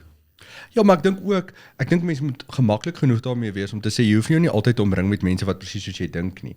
Dit is belangrik om mense met ander opinies te kry en oop te wees daaroor. Ons het nou eendag gelag oor 'n besigheidsidee wat ek vir DeMarco vir hulle gegee het en hulle sit openlik en hy en Philip sê vir my hoorie dis die swakste idee wat hulle nog gehoor het. En jy moet gemaklik genoeg kan wees om dit met mense te kan toets en daai oop opinie te kan terugkry. So ek dink dis baie belangrik. Maar JJ, ek dink jy sê eerlike opinie. ja, Dis eerlike nie, opinie. dis Ja. nie, Nee. en dit hang En dit is nie seker af- afbreekend nie. Ja. Dis nie op jou gemik nie. Ja, Dis dis op die niks- opinie. ja, ja, Dis dis te op sê die- oor die dis die besigheidsidee, kom met 'n beter besigheidsidee. Ons weet jy kan, maar bring net 'n beter Ons besigheidsidee. bring die beste in jou. Ja, en die ander ding is, maar ek dink wat ook belangrik is wat jy sê en ek spreek nou aan met Henny honde en die Markov maak baie moeite met daai groep en ek is hom dankbaar daarvoor. Maar mens moet 'n vriendekring hê waar jy net kan dit geniet ook. Ja. Of dit 'n nagjaggroep is of 'n jaggroep is of iets wat jy sosiaal bymekaar kom, maar jy het daai vriende ook nodig waar jy net kan bietjie ontspan. En ek dink in 'n huwelik is dit belangrik dat ek moet my vrou die geleentheid gee om by 'n groep in te skakel waar sy net haarself kan wees ook en sy moet my ook daai geleentheid gee met vertroue binne daai groep, want ek dink dit jy kan nie net als met jou vrou deel nie, jy het 'n groep nodig van mansvriende waar jy net jouself kan wees en dit kan geniet ook. En ek dink my vrou sien die waarde sien nou maar in iets soos die Henny honde groep in en sy waardeer dit, want as ek van so iets afkom met 'n mens 'n lekker tyd gehad en mense is in 'n goeie by, dit is baie belangrik dat mens daai tipe omgewing het. Ja, ek dink ook as 'n mens nou kyk na jou hele sirkel, is dit kom ons sê en jou vrou spandeer baie tyd saam en sy het dalk nou nie 'n plek waar sy inskakel nie. Jy weet, ek kyk altyd na dit soos hierdie tuin en jy kan haar net soveel water gee. Sy het ook bietjie son nodig. Sy het ook daar moet bietjie kunsmis gegooi word. Dus dis nie dat jy nie jou kan bring nie. Dis net sy kan dalk iets anders te ook kry en dan daai amplify wat jy het. Jy weet soos jy ook wat nou sê, as jy terugkom as jy weer energized. Hoorie gaan lê ek hierdie kinders, jy weet of dan's daar net bietjie 'n ander dinamika. Ja. Ek dink as ek ook vriende kies, en ek dink dis die mense wat ek meeste na aangetrokke. Ja, aangetrokke is of waar jy jouself gemaklik Ja, vind. is as ek weggaan van hulle af dan vra oor myself. So baie keer, jy het nou gesê is baie konservatief, jy weet as kom by jou finansies of sulke goed. Maar ek het al die meeste vrae oor myself gevra as ek met jou te doen het. Want vra ek myself okay, maar hoekom doen hy dit? Hoekom doen hy dit? En dis baie goed dat jy daai verskillende dinamikas hê. En dan die ander dinge ook, ek dink ek het dit nou toe ons begin het gesê, die rede om julle twee is eintlik julle dink verder. En vir my is dit baie, ek vind aanklank met mense wat oor goed al gedink het en wat deur sekere tye gaan en dan kan hy 'n storie daai praat. As hy die storie kan vertel en dit kan julle albei eintlik perfek doen en meeste van my goeie vriende doen dit. Gaan deur moeilike goed, maar die storie wat hy daarna vertel, sê vir jou, alright, hy is deur hierdie ding, maar hy het hieroor gaan dink en dis 'n ervaring uit. Dis wat hy gevat het, dis wat jy moet pas op voor en hy kan vir jou sê ook, okay, hoorie, ek was daar deur. Dis wat ek en dit is vir my is nie oppervlakkig nie. Dit gaan eintlik baie dieper want hy het baie tyd spandeer aan dit en as hy vir iets sê, is nie net hoorie dis dit nie. Dit is Ja. Maar jy sê iets belangrik, jy sê jy leer by my oor konservatiwiteit en ek leer weer by jou om geleenthede te vat. En so vul 'n mens mekaar eintlik aan in 'n vriendskap wat wonderlik is en dis hoekom dit goed is om divers te wees en nie net dieselfde te dink nie. Want as ek en jy al twee geleenthede gevat het, was ons dalk onverantwoordelik. Waar ek sal baie konservatief wees oor dit, maar ek leer weer by jou om te sê, maar moenie bang wees nie, wees bold en vat die geleentheid. So 'n kombinasie gewoonlik in besigheids baie goed. Werk Ek het dit al baie baie goed, gesien, ja. Een konservatief, een Ja. buite die boks. En dit in 'n huwelik ook. Partykeer is dit goed as een baie goed met finansies kan werk en die ander een is dalk meer spandabelrig want dit vul mekaar goed aan. As albei konservatief is dan is dit partykeer dan sit partykeer te dan dra hulle nie Nike tekkies nie. Nooit nie. Ons gaan nie sit tot daai korsies gee. Ja. Ons gaan daar koop en dis alwaar ons koop. Nee, dit is so. Okay, ek gaan een lig ingooi. Ja. Ek gee jou 50 miljoen rand nou. Verduidelik my hoe sê jou lewe lyk. Wat sê jy eers doen? Hoe sal jy dit doen? En wat sê jy doen? JJ go. Nie al dink ek gesê net. 50 miljoen rand. Nou dadelik in die rekening. Ek bedank. Ek bedank. Hoekom ek dog nie like wat jy doen? Ek bedank. Ek sal dadelik 1 miljoen, 2 miljoen in my rekening sit net daar en ek sal net op die vliegtuig klim en go en ek sal op my eie terms terugkom. Ek weet nie hoe lank dit gaan wees nie. Dit kan dalk 4 maande wees, kan dalk 'n jaar wees, kan dalk 2 jaar wees. Maar gaan alles wat ek tog ooit wou gesien het, gaan ek gaan kyk. Jy gaan so 'n paar ekstra miljoen. Ja, ek sal 'n bietjie stap so nou en dan. Maar ja, ek sal dit wil doen. Sal terugkom. Ek ken 'n ou wat geld belê. Ek sal so 'n bietjie belê en Masies. en ek Mate. luister jy my Mati? Jy weer 'n klomp geld. Ja, maar ja, ek sal dan 'n klomp belê en ek kan eerlikwaar nie vir jou sê wat ek dan presies as werk wil doen nie, maar ek weet ek sal vir myself wil werk, so my eie welvaart dan wil begin opbou. Ja. Ek dink dit is vir my die grootste ding daar is daai independence. Soos ek het ook 'n groot droom. Ek is nie 'n boer nie, glad nie vir een dag nie. Maar ek soek my eie grond. My melk gaan gebrand wees Vosloo, jy weet ek gaan heeltemal, maar dis my grootste droom is heeltemal om 100% onafhanklik te wees. Soos as die wêreld nou ooit in die moeilikheid moet kom, moet ek weet ek kan aangaan en ek sal okay wees en ek sal iewers te soos goud begrawe as ek moet verdwyn kan ek. Maar ja, ek weet nie, ek wil net lewe. Soos ek wil die dag as ek dood gaan wil ek net sê dit was goed. Ek wil nie met enige regrets of enigiets. Ek dink 50 miljoen kan my naby aan dit kry. Ja. Nou, my opinie, 50 miljoen, ek dink aan welvaart en ek sal dit graag wil bestuur. Ek dink aan hoeveel verskil kan jy in mense se lewens maak met 50 miljoen. Nie om dit te spandeer nie. En ek sien dit baie by kerkinstansies en geloofinstansies. Hulle is aanhoudend besig om geld te vra om hulle self te onderhou. As ek 'n kerk vat, sê nou maar daar's 'n kerk wat al 40 jaar bestaan in Potchefstroom, die gebou self, die gemeente self. Ek kan nie verstaan dat hulle nie al 'n neseier oor daai jare opgebou het, dat hulle op 'n punt is dat hulle nie meer nuwe geld nodig het nie, dat die geld hulle onderhou vir tyd. So as jy na stigtings gaan kyk, iets soos die F.W. de Klerk stigting, die werk wat hulle doen, as baie van hierdie instansies, die werk wat hulle met hulle het 'n lompsom geld en uit die rente en beleggings wat hulle daarop doen, hoef hulle nooit aan daai lompsom te raak nie. Hulle is net besig om goeie werk te doen. Hoeveel beurse kan jy daardeur net deur die rente op so belegging vir mense kan help mee? Ek dink dis iets wonderlik dit is iets wat ek sal doen met 50 miljoen. Dit reg bestuur om vir generasies nog 'n verskil te maak in mense se lewens. Is dit al wat jy sal doen? Dis al wat ek sal Ek sal baie kinders hê. Nee. Is dit? Ek kan Wat interessant vir my was met Jesus se antwoord is hy het voel of jy weet as jy daai geld het dan is hy dan het dit gemaak. ek sal niks anders doen nie. Ek sal nie uit my bedryf uitklim of anders werk of iets of my kinders anders te groot maak. Ek weet nie of ek dink dit gaan oor die gemaak. Ek dink dit gaan oor freedom. Ja, onafhanklikheid. Ja, soos ek gesê het, as ek terugkom sal ek weer werk. Is nie dat ek nooit weer wil werk of enigiets. Ek dink dit gaan net oor vryheid. Soos jy is nou verantwoordelik vir wat nou vorentoe gebeur. Jy rapporteer nie aan iemand nie. Jy is afhanklik van iemand nie. Dis nou on you.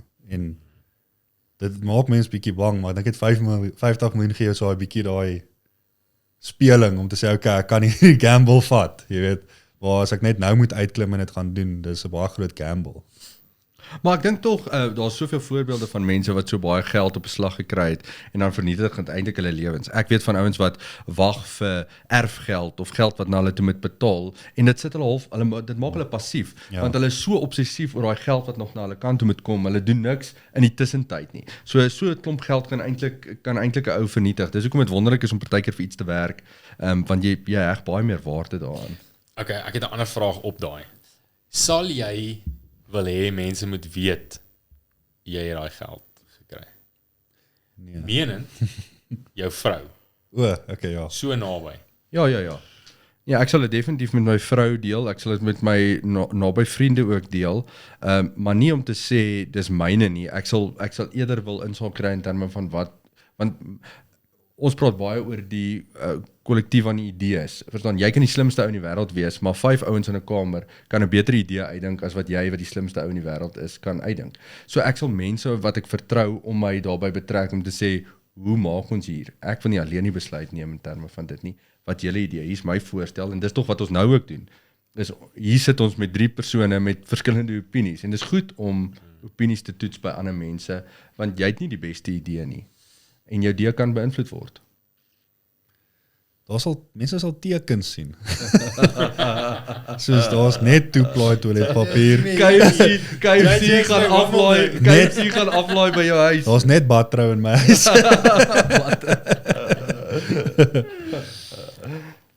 Is goed. Okay. Jy sal by Woolies koop. Okay. Daai ys van die Drakensberge. Woolies ys. Ja, Woolies ys. Ja.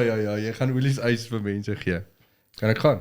Het jy nog vrae? Ja, ek het nog baie. Jy Gaan. Ja, okay. sorry. Goed. Ek wil vra, as jy nou met 'n jong mens moet praat, kom ons sê op universiteit of net na universiteit of in daai dit hoef nie eens universiteit te wees nie, dit kan wees na skool.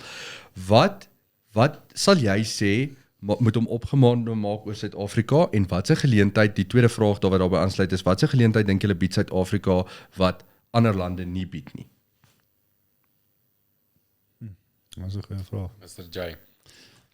Man, ek dink Suid-Afrika is nog steeds 'n land met baie geleentheid. Ons baie untapped resources of ons baie untapped opportunities. Ek dink ons het ook nou gesien in die laaste paar jaar dat politieke skuwe en politieke idees is nie meer set in stone nie. Mense is nou bereid om meer te onderhandel en saam te werk.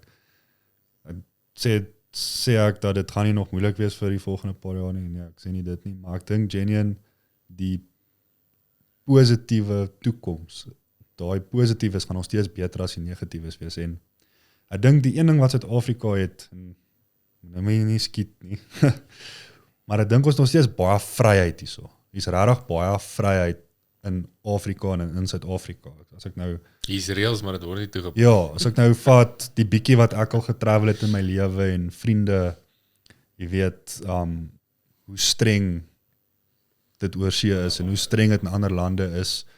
Ons het regtig baie vryheid. Die helfte van die goed wat ons gedoen het as kinders, was ek seker al in die tronk gewees in 'n ander land en ons het net van gehad, jy weet. En ek dink dit maak dit 'n lekker plek. Dit maak dit 'n plek soos ek voel Suid-Afrika is nog 'n plek waar jy kan droom. En ek is maar 'n dromer. Ek wil nooit ophou droom nie. Ek hoop my drome word groter en meer, maar ek dink is regtig 'n plek waar jy kan droom as jy regtig huis langs die rivier wil hê en ek glo jy werk hard en jy manifest dit. Ek dink regtig jy kan op by uitkom. Dis moontlik. Jy weet, ek dink nie noodwendig sulke drome is moontlik as jy in Holland of in België bly nie, want dit is nie altyd baie mooi riviere daar nie. Maar ek dink genius, ek dink dis regtig en die Mark het nou gesê dit is mens moet 'n mind shift maak. As jy wil hierso sit en jy wil daai doom en gloom hoor, gaan jy dit hoor en jy gaan dit beleef, maar elke dag sien ek wonderlike goed. Ek gaan nou maar van ons burgerorganisasies, weet Gift of the Givers, doen wonderlike goed elke dag met min en dit wys net wat is moontlik hier en wat kan ons doen en ek dink regtig as jy 'n mindshift maak en jy wil hier bly en jy wil 'n toekoms bou, al is dit net hier vir jou, ek dink jy kan. Ek dink regtig jy kan. Ek dink daar's baie geleentheid. Ewen in julle bedryf. Daar's baie geleentheid in Suid-Afrika. So vryheid en geleentheid. Dis Ek die twee dink goed wat jy daar sal is. uitwys Ek vir 'n Ek dink vir 'n genuine. jong persoon. Ja. Okay. Wat? Is dit net so in Suid-Afrika? Of Ja, ek enige vra- jong Nee, ek sê vir 'n jong persoon, want daar kom baie vrae by jong mense op, is dit Suid-Afrika of is dit iewers anders? Nou sê ek nie daar's definitief nie 'n reg en verkeerd nie, ons iets werk vir elkeen. Maar as ek jou wil vra, as ek vandag na jou toe kom en ek het nou net klaar gemaak met my swattings en ek vra jou, hoekom Suid-Afrika? Wat sal jy vir my uitlig in terme van Suid-Afrika? Ek dink huidiglik is ons regstelsel van so 'n aard dat dit relatief veilig is om hier te bly en te werk en of hulle dit nou toepas of nie. Met dit meen ek jy kan goeie besigheid hier doen. Jy is beskerm. Jou regte is beskerm. En die oomblik as dit verander, dan kan mens kyk na ander opsies. Maar jy gaan in geen ander land kry wat jy hier kry nie. Ons het letterlik die mooiste dele in ons land en is verskillende dele en jy ry letterlik met jou kar na die verskillende dele toe. Waar jy in ander lande kry jy een seisoen en dis reën die hele flippende jaar. So ek dink dis massive geleenthede. Dus ek dink dit sluit aan by ons heel eerste vraag oor die swattings, want jy het nog gesê oor Cambridge en Oxford. Dit is nodig daar om daai kwalifikasies te hê as jy daar wil werk vir 'n Google of vir wat ook al. Maar In ons land kan jy dit doen Jy sonder kan- om die geleentheid, jy kan- sonder om die dis kwalifikasie te hê. amazing geleenthede wat jy kan doen. Op dit kan ek maar ietsie vra. Wat ek nog gevra het. Dit was deel van die geleentheid in Suid-Afrika. Sluit dit aan by dit? Een van die goed wat ek die vraag is, as jy dit kan finansiëel of op jou loopbaan gefokus is, wat is die nommer 1 ding wat jy in jou lewe kan doen as 'n jong persoon wat jou dit kan verbeter vir jou? Ja, verduidelik weer. So wat is die nommer 1 ding wat jy kan doen finansiëel of vir jou loopbaan wat jy kan doen as 'n jong ou om jou op te sit vir sukses? So wat sal jy sê is 'n sleutel Wat moet jy doen? sleutel Wat moet jy wat jy moet implementeer om vir jou sukses te verseker? Ja. Kan ek julle sê wat ek dink Ja. wat ek vir die Ja, kliënte vra? ja. Sê. Vir my as ek met 'n jong student praat, sê ek vir hom want hulle almal hulle wil geld belê en hulle wil invest en hulle wil by Masius Ja, arbitrage doen. Maar die beginsel is jy het nie baie nie. So om geld te maak moet jy geld hê. Die nommer 1 ding wat jy kan doen as 'n jong persoon is om in jouself te belê. Ek vat 'n voorbeeld. As 'n ouditeursklerk vir Deloitte gaan werk, verdien daai klerk R10,000 of wat ook al. Hy gaan deur sy loopbaan increases kry. Maar wat ek sê is, probeer soveel as moontlik ervaring opbou wat jou irreplaceable maak in jou werk. Menend, as jy as 'n klerk gaan audit by 'n tire plek, wees daai klerk wat eerste daar is, wat die CEO groet, want hy gaan ook eerste daar wees daai ene. Want die oomblik as jy jouself kan opsit in 'n omgewing waar jy geleenthede kan kry. Jy's miskien in 'n vaste werk, jy werk vir Deloitte, jy kry 'n vaste salaris, maar jy soek geleenthede binne daai ding. Die vinnigste way wat jy vir jouself kan welvaart skep is, as jy vir R10,000 werk en daai ou sien jou raak en hy sê luister hier, kom wees my CFO, ek like hoe jy is en ek like wie jy is en hy bied jou R30,000 aan. Beteken dat jy 200% gegroei in 'n jaar of wat ook al. So dis die vinnigste wat jy kan welvaart skep, want huidigelik is jy's jou besigheid. Jy kan verkoop wat jy het, ja. Dis al wat jy kan gee. Jy het nie geld om te belê nie. Jy het nie, jy weet, jy het vaardigheid wat jy kan gee. Al wat jy kan doen is jy kan in jouself belê. Maar jouself opsit vir jy praat nou van vir 'n korporatiewe instansie werk, tipies 'n jong ou wat nou vir iemand gaan werk, want dis party ouens begin hulle eie ding en dan het hulle nou nie die geleentheid nie. Maar sal jy dan nou sê nou maar jy werk vir 'n PwC, moet jy dan jou hand opsteek vir waar hulle vrywilligers soek? Die aksie cricketspan soek 'n kaptein of hulle soek iemand wat die fire marshal gaan wees in die kantore. Praat jy van jy moet jou hand opsteek vir daai geleenthede om raak gesien te word. Verstaan? Okay, so ek dink ja, ek gaan 'n bietjie by die Marco vertel. Ek sal nie sê ek sal nie noodwendig in myself belê nie, maar daai maak baie sin. Maar ek sal belê in kripto. Okay. So dis twee kante. Jy moet eers weet wat bring jy na die tafel toe. Wat is jou nis? Wat is daai een ding wat jy bring wat iemand anders te nie gaan bring nie? Dan moet jy gaan verkoop. Wat ook al dit is, soos as jy kan hard werk, moet jy gaan verkoop. Jy werk outwork enigiemand. As jy 'n planmaker is, weet, so dit sluit aan by wat Marco sê, want jy moet jouself nou in situasies gaan sit waar jy daai wat jy het verkoop. So vir my is dit wat ek in sal belê, is networking. Soos, waar sit jy jouself in plekke om te network, om te kan praat, want Lennard maak my dalk fire marshal. Nou, maar nou gaan ek vir fire marshal training, en hier ontmoet ek vir de Markov, en de Markov soos, hierdie ou is 'n salesman, en as ek weer sien, is ek 'n salesman vir weet so. Maar deur jou hand op te steek vir fire marshal kry jy die geleentheid om vir so jy sê gaan soek vir netwerk. Ja, so ek is soos gaan belê in networking. Is 'n dom ding, maar een van my pelle daar by Leopard Creek gespeel. En op die 18de gat chip hom en hy chip hom in die hele klap by sien dit toe en klap hande. En toe hy nou ingaan en 'n drink koop, toe kom aan 'n baie bekende besigheidsman nou daar ingeloop en gee hom sy kaartjie en sê, hoorie, ek like jou. En hy het net homself in die regte plek gaan sit om te kan netwerk, jy weet. So dit is maar vir my, is soos, kry jouself, want hoe lewe meeste van ons? Ons lewe huiskantoor.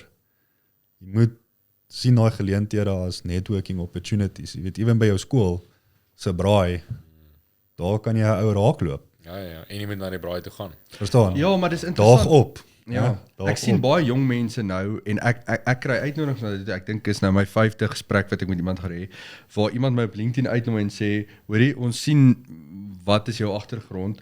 Ons het nou net klaar studeer. Het jy 30 minute om met my gou te gesels en net met my bietjie inligting te deel? En dis wonderlik dat jong mense daai halve roete gaan en dat LinkedIn dit vir jou bied om na mense toe te kan uitreik. En baie keer sal jy sien as jy iemand interessants vra om met hulle 30 minute te ontmoet aanlyn, sal hulle dit toestaan en jy kan baie goeie inligting deur dit kry en jou netwerk uitbrei. En dis hoe iemand jou kan leer ken en vir jou daai geleentheid bied. So dis 'n baie belangrike punt. Vraag is altyd nee tot jy gevra het. Ja. Jy weet. Ja. As 'n ou gesegde wat sê is nie wie jy is nie. Wie jy ken, ja. Ek Dis so. ja, as ek kan na jou vraag toe terugkom, iets waaraan ek baie op fokus is om een te doen wat in jou beheer is. So partykeer wil jy is daar probleme groter as jy of was goed wat jou pla en dan herinner ek myself baie keer om te sê okay goed, hierdie goed pla my of hierdie persoon het hierdie sukses, maar ek kan net fokus op wat my plan is en waaroor ek beheer het. So ek bring myself baie keer daarna toe terug en wat aansluit daarbey is, ek maak my ore toe vir geraas. Want ek dink as jy jonk is, kan jy baie keer jou ore uitleen aan opinies en deesdae met sosiale media is daar baie opinies. En wat interessant is oor die algoritmes wat geskryf word is, jy hoor net wat jy wil hoor. So as jy iets begin volg, dan gee die algoritmes net vir jou dit wat jy wil hoor. En as dit negatief is, gaan jy ongelukkig 'n klomp negativiteit kry. En media het my op 'n stadium baie beïnvloed. Ek het te veel ingelig en te veel geluister na media en dit maak jou negatief. So ek probeer myself afsluit om nie na daai geraas te luister nie en te fokus op jou plan en jou energie daarin te sit. Want jy vermors 'n klomp energie om na negatiewe kommentaar of negatiewe media te luister en dit beïnvloed jou planne. En dis dieselfde met wie jy jou omring, want dit kan 'n direkte effek op jou hê. So dit sal my antwoord wees. Gooi ons. Myne is 'n bietjie, ek sal sê 'n bietjie ligter nou, maar ek dink dit sluit ook tot steeds aan by die groot oorhoofse gesprek. So, wat was daai een ding wat jy nog altyd wou doen, maar jy was of te onseker of te bang dus om dit te doen, maar is daai een ding wat hier by jou bly, soos dit is daai een ding wat jy nog altyd wou doen. Weet jy of jy sweets het die? Ek kan 'n bietjie uitbrei daarop en aansluit. Wil ek eers gaan? Nee, gaan asseblief, So, ek dink nog. Ek dink ek het met een van julle gepraat oor dit. Ek kan nie onthou wat julle was langer.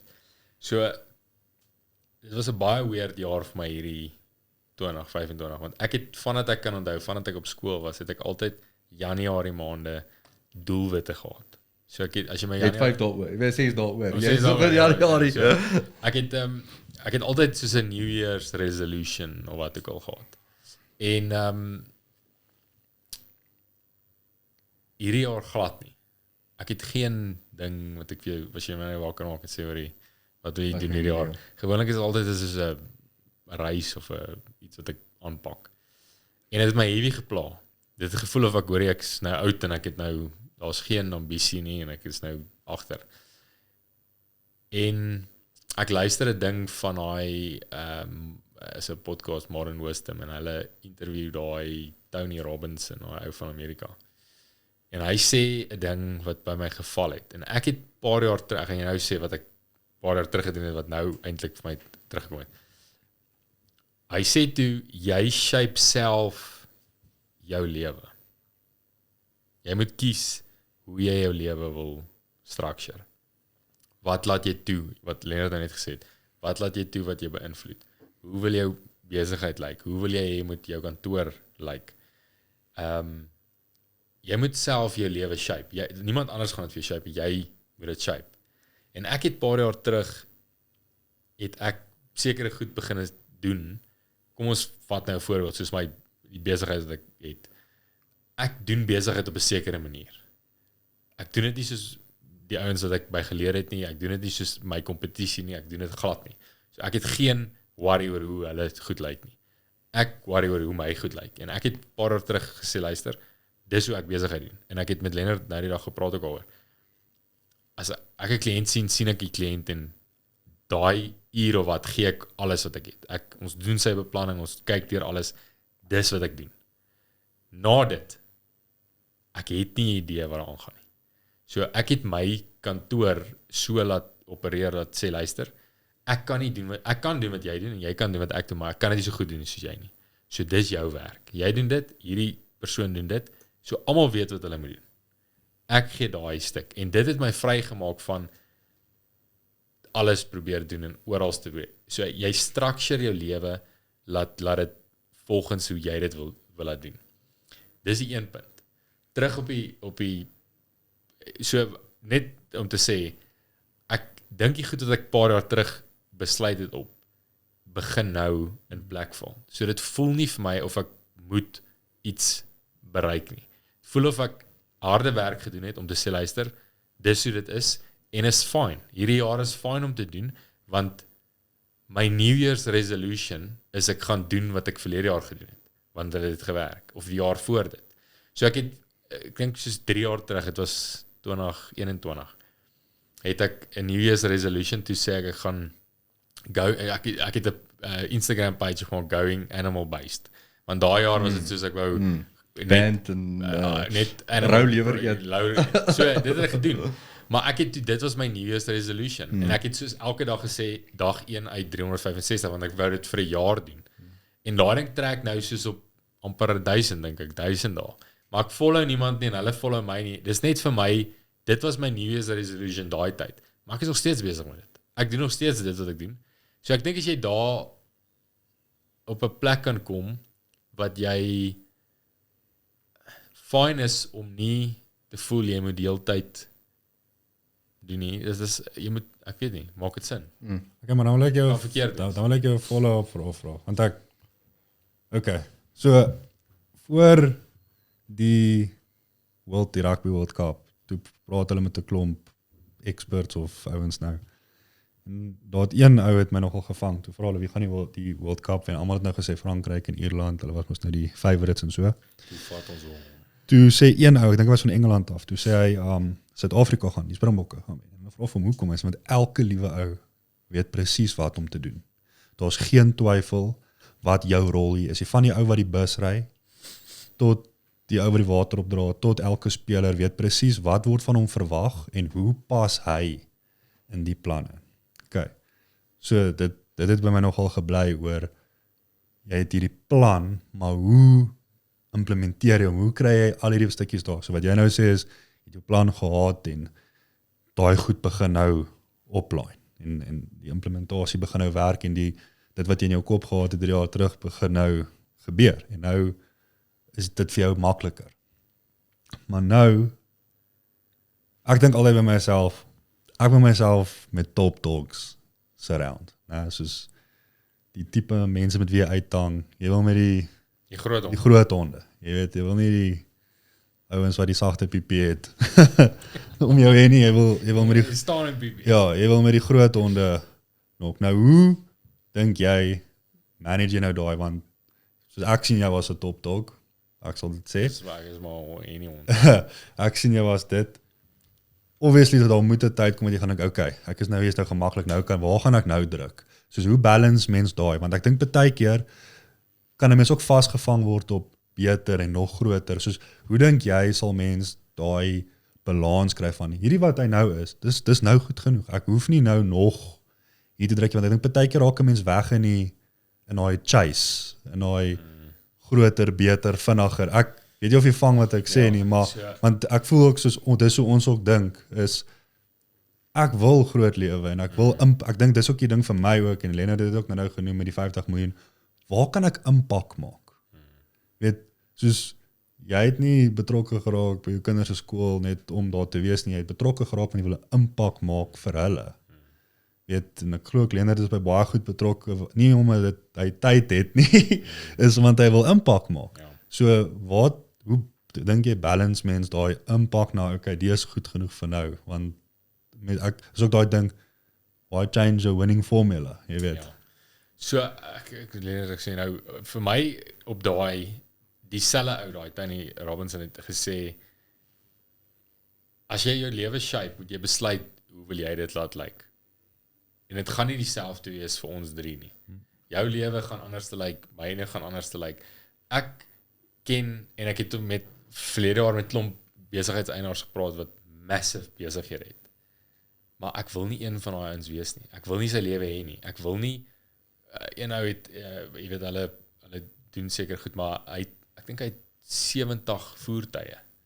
Ek wil nie 70 voertuie hê nie. Ek wil nie weet as daai karre, jy weet, ek het in die week met ouens gepraat, hulle het amper oor die 400 trokke.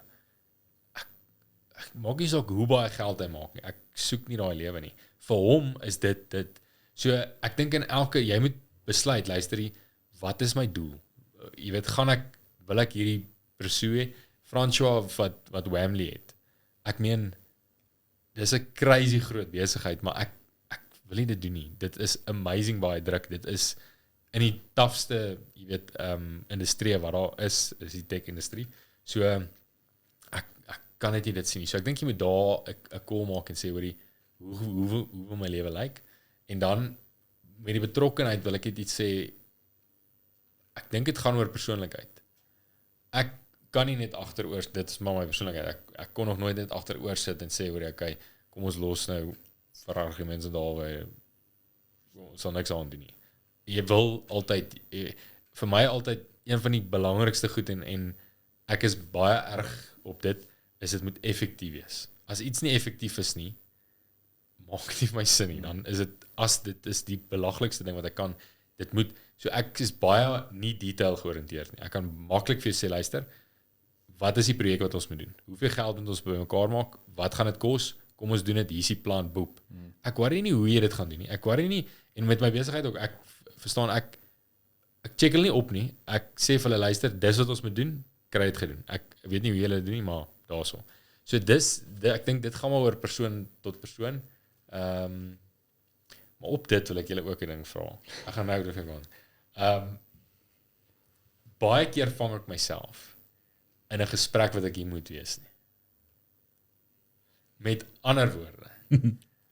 Baie keer kom ek in 'n dan sal 'n random mens wat met my kom praat want hulle wil hulle self voorstel of is 'n nuwe ou by 'n maatskappy wat en dan kom sit hulle daar dan dink ek vir myself terwyl hulle daar sit. Dink vir myself ek moenie nou hier wees nie. Want die gesprek nou jy baat niks uit nie en ek baat niks uit nie. So dit voel vir my soos tydmors. Ek weet nie of ek lelik is nie, maar dit voel vir my wat is die doel van my en jou nou om hier met? Ons kan net sowel, jy kan my gebel het, kon 2 minute gewees het en jy kon gesê het, hoorie, ek is hierdie en hierdie, ek's nie, jy doen hierdie al vir 13 jaar, as jy enige vrae het, bel my. As dit daai moenie vir my in 'n meeting schedule as jy 'n e-mail kon gestuur het. Dit voel vir my ons spandeer te veel tyd aan dit en dit ek kan mal word as dit gebeur. Maar hoe sien jy uit enige gesprek uit? Okay, bedoel ek wil net vra daaroor.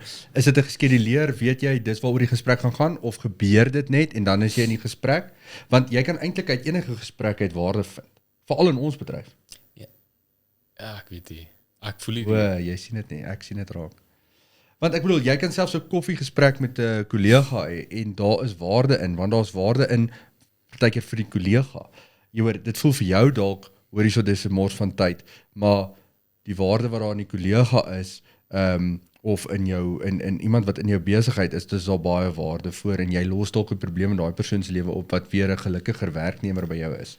Jy moet ook net die waarde daarin sien, maar jy sien vinnig dit ek weet nie of dit 'n persoonlike ding is nie, maar jy weet soos daai chats wat jy het by die skool wat jy verbystap en sê hey, hoe gaan dit? Ja, gaan goed. Maar dit bou baie keer 'n koneksie wat maar jy kan nie small talk nie, dit is 'n probleem. Dit is lelik. Ek kan nie small talk. Okay. Ja, maar jy sien dadelik dat small talk is eintlik 'n mors van tyd, is eintlik wat jy sê. Ek dink my brein is net gewire dat jy wil dadelik op in die kiel ingaan dan met 'n rede wees. Wat is die doel? Kom door die punt. Ja, waar gaan ons praat? Ja. JJ? Man, ek weet nie. Dis vir my ek is in konflik met twee kante. Ek is in die een kant van partykeer voel ek 'n mens moet net bietjie stop en die moment invat, want mense is so gejaag en alles.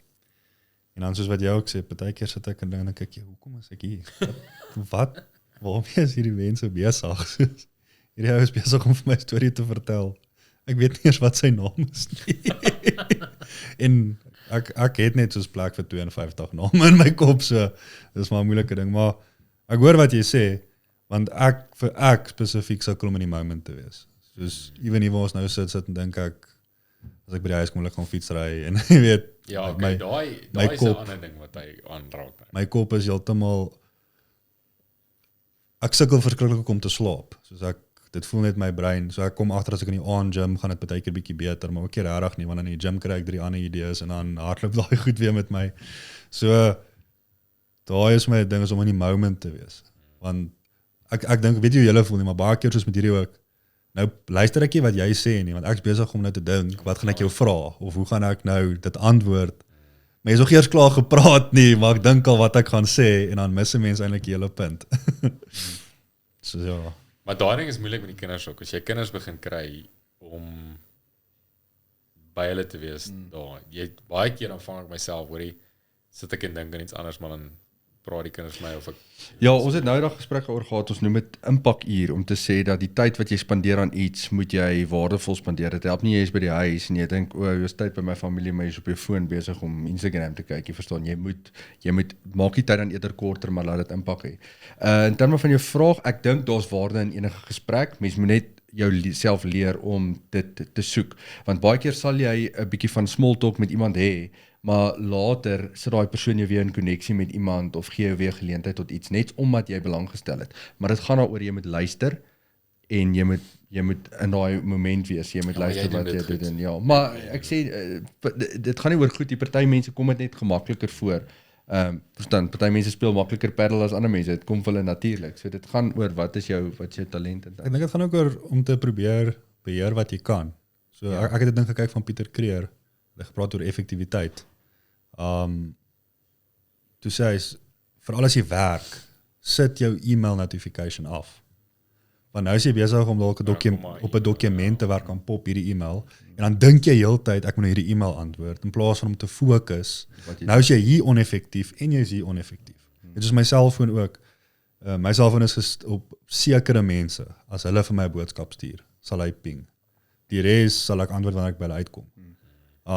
Ook weet ek sit my foon is op die aand, ek dink van 9 uur af is op daai fokus.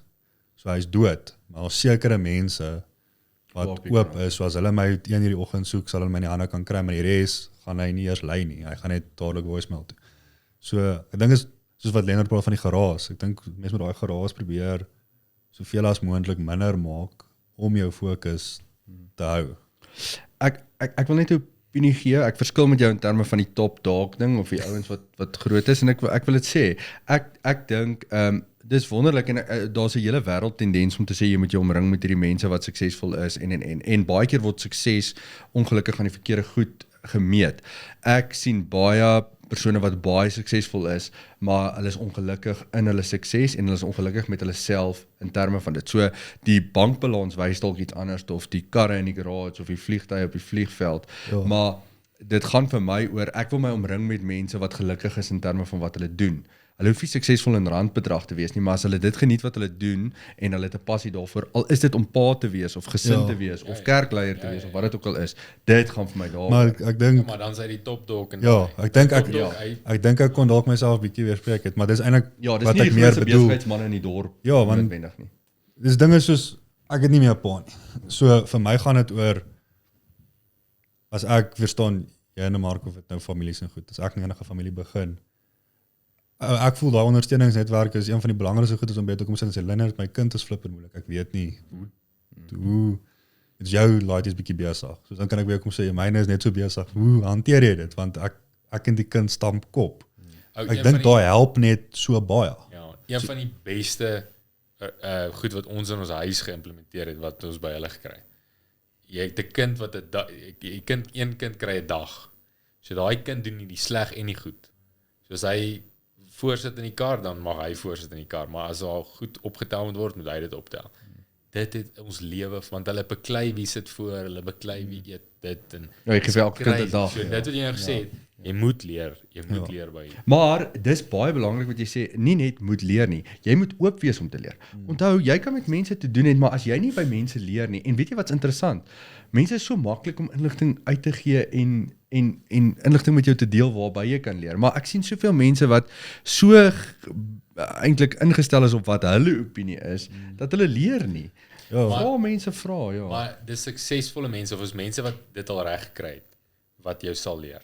Ja, Dit het ek Ja, gesien, met ja. hierdie goed wat ek interview. Ja. Die ouens wat nie bedreig voel, dat jy is oop, is oop. is oop. Hy kan jou sê wat hy doen. Soos Fransja, toe ek met hom praat, hy sê dis wat hy doen, dis wat hy doen. Niemand anders gaan dit kan doen nie. Want hy die passie daarvoor, ja. Niemand wil dit doen nie. Dis daar. Ag, en die ding is ook soos ek dink ook ek het 'n paar boeke ook al gelees soos oor weet man wees en goed en daai repeating ding is baie soos gemeenskap. Soos waar gaan jy wat jy saam met 'n klomp sterk ouens dit kan wees en yes guys, ek sukkel nou hiermee. En net om daai plek te hê om soos half net bietjie te hoor jy is nie alleen nie. Soos jy dink te Marco het al sy goed by mekaar en dan kom hy ook uit en sê ek het vir jare met dit gesukkel. En ek het dit gedoen, dit het vir my gewerk. En ek dink dit laat mense net bietjie beter voel want Dis baie interessant as jy my vrou het 'n besigheid waar hulle as nuwe ma's met kinders bymekaar kom. En ek het altyd gedink die ma's kom na dit toe oor wat hulle aanbied, verstaan die ontwikkeling vir die kind. En dit het niks daarmee te doen nie. Die grootste ding vir daai ma's is om met mekaar net mekaar te sien en te sê, "O, slaap jou baba ook nie of sukkel jy ook hiermee of dit of net daai deel van inligting. Hulle bly vriendinne vir die res van hulle lewe net omdat hulle bymekaar kon kom en dis wat die ma's trek daarna toe. So dis baie belangrik wat jy sê as jy in 'n sekere fase in jou lewe omring jy met mense wat met jou dit kan deel. Veral by ouerskap is dit belangrik waar jy as paas bymekaar kan kom en eerlik kan sê, hoorie ek sukkel hiermee of ek is nie hier betrokke nie of hoe maak julle in terme van sê nou maar skoolsport want dit is 'n groot uitdaging. Of die druk wat jy by skole het. dis is wat ook soos besigheid gewys. Ek actually die meeste by 'n boer geleer. Wat hy net gesê het, ek kom met hom en ek weet gooi 'n bietjie idee van hom af en hy sê het jy dit al ooit getoets? Nee, daai sinnetjie. Soos het my so baie laat dink. Het jy dit al ooit getoets? Jy praat nou hier, maar wat het jy gedoen om te kyk Implementeer. is hierdie ooit moontlik? Ja. En dit was net daai kort sinnetjie het my heeltemal gegooi en hy het my eintlik baie meer raad gegee as wat ek nou sou gekry het in 'n help me boek of wat ook al. Lekker boys. Laaste vraag. Okay. Opmerkings, aanmerkings, want jy moet een kies nou, die tyd is amper klaar. Okay, vinnige ene. Ek ry in die week ek van Johannesburg af terug op die N12 Potchefstroom, van Johannesburg af Potchefstroom en dan daar by daai Soweto kruising staan daai verkeer vir 5 km lank staan dit, want die verkeerslig werk nie en dis net chaos van karre wat voor mekaar indruk en as jy 'n kilometer verder ry, dan staan die verkeerspolisie daar en hulle vang jou vir spoed, maar hulle wil nie die probleem kom uitsorteer in terme van die verkeer wat 'n opeenhoping is nie. Wat maak julle met julleself as jy in 'n situasie is en dis as gevolg van swak bestuur en dit jaag jou bloeddruk op. Dit kan die lisensiekantoor wees, dit kan enigiets wees wat jy voel, hoorie, maar hierdie kan beter bestuur word. Hoe maak jy dat dit nie jou dag beïnvloed of jou bloeddruk opjaag nie? Hoe bestuur julle dit? Ja, so vir my is dit ek dink is nogal 'n kultuurding ook in Suid-Afrika veral. Dis ons kan oor 'n probleem kla en teem, maar nie enigsins 'n plan probeer maak om dit op te los nie.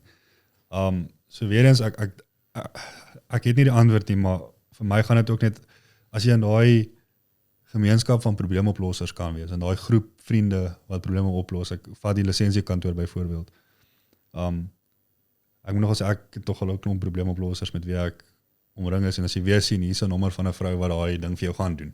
Daar's daai frustrasie uit my lewe uit. Ek het nou nie die probleem opgelos nie, maar ek het nou nie daai frustrasie nie en ek kan nou aangaan en dit is nou nie meer vir my in my kop hierdie verskriklike ding om dit nou te gaan doen nie. Dit is nou net deel maklik is uitgesort, hier betaal ek jou, gaan doen dit. So die probleem is nie opgelos nie. Dis nog steeds 'n probleem, maar ek dink veral in Suid-Afrika, ek dink ons moet realisties wees. Jy moet jouself en jou groep mense en jou gemeenskap, ons moet ons uitsort. En hoe meer ons dit kan regkry, en jy sien dit ook hierdie micro communities wat opkom. Hier by ons werk dinge. Ons het krag, ons het internet, ons het water, ons sort onsself uit. Want ons kan nie almal se probleme oplos nie. Ons kan nie. En hopelik eendag gaan ons kom tot 'n plek waar almal kan aanvat, maar vir nou moet jy net jouself uitsort. Jy moet seker maak jy kan aangaan en hierdie goed hou jou nie terug nie. En dan van daar af hopelik word dit groter. Dis my 2 sent. Ja, ek dink vir my, ek kan dit nie beheer nie. Jy kan niks al beheer nie. Jy moet ek dink ek het met Pieter Kerer gepraat, toe sê hy, wat hulle doen in die professionele sportspanne, as jy professioneel sport doen, wil jy wen, dis 'n given.